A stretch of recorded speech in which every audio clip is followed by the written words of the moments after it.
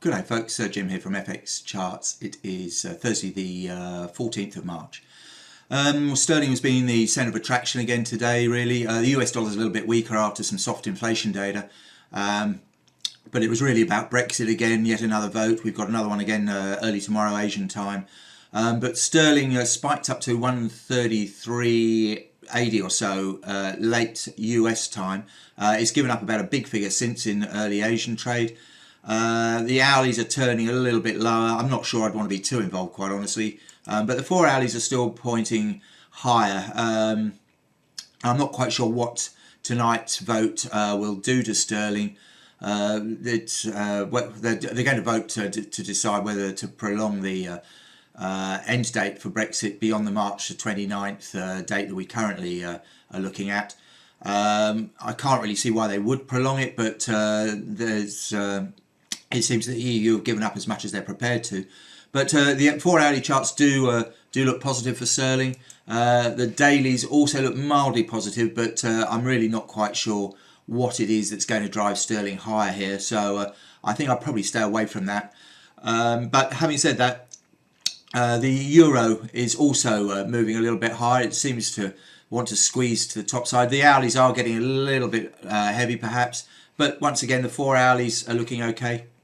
And we are breaking above some resistance here. This FIBO resistance, 38.2 of the drop, and this minor trend line, which could take us back up here to sort of 113.70 or so. Maybe try selling it there with a stop at the other side of 114. But overall, it looks to me as though we're pretty stuck in this long-term messy consolidation phase, and that this was a false break to the downside. The dailies looking very mildly positive. We've got this resistance here, the 55 and 100 days, up around 113.70 as well. So like I say, I'll probably look to buy dips at the moment, looking for a test of 113.70, but I'd be, if we get beyond there, then we couldn't head up to 114 and a quarter, but at the moment that looks like good resistance. So dollar yen's not doing an awful lot. Dollar Swiss is basically mirroring mirroring the euro. The dollar's looking a little bit heavy at the moment. That's a daily chart. The 4 hour charts are also looking a little bit heavy. Whether we really are going anywhere or not, I'm not quite sure. I was quite bullish, but we've had a bit of a setback here. I still think if we take out this sort of level here, then we can head higher, but it's going to take a while to do that by the looks of things. The Aussie has just turned a little bit lower, not an awful lot. I don't think we expect a great deal today.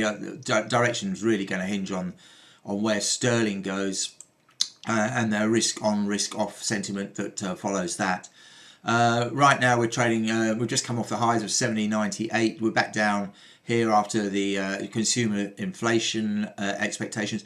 We've got the Chinese retail sales, industrial production and fixed asset investment numbers coming out later on in about an hour and a half or so. So the Aussie might take some directional move from there, but it looks to me as there's down around here, this was 70, 50, 60 area. It'll probably provide some decent support on the day. On the top side, we really need to get above 71 the figure. If we do, there's resistance at that level, that FIBO level, 71.15 or so, and then at the trend line, which is about 71.35. Elsewhere we'll have a look at gold, which seems to be moving a little bit hard, but I think it's pretty much dependent on the US dollar. Right now, I'd probably buy dips down to around sort of 13.05, but with a tight stop under 1300 or so. Looking for a move beyond here, possibly up to sort of 13.20, and then even potentially up to 13.30, but that does depend on the strength or otherwise of the dollar. The other thing that I like at the moment is oil, which seems to be breaking to the top side. It's at 58.60. Now this is quite decent resistance, to be honest. We've got this neckline here, and we've got the 100-week moving average. So we may not get there at the moment, but the weekly charts do point towards the top side. So I think potentially, if we go back to the dailies, we could, if we can take this level out, this 59.50 level, which is the 50% pivot of the move down, we head up to the 200 day moving average, 61.75, and then potentially onto 63.60.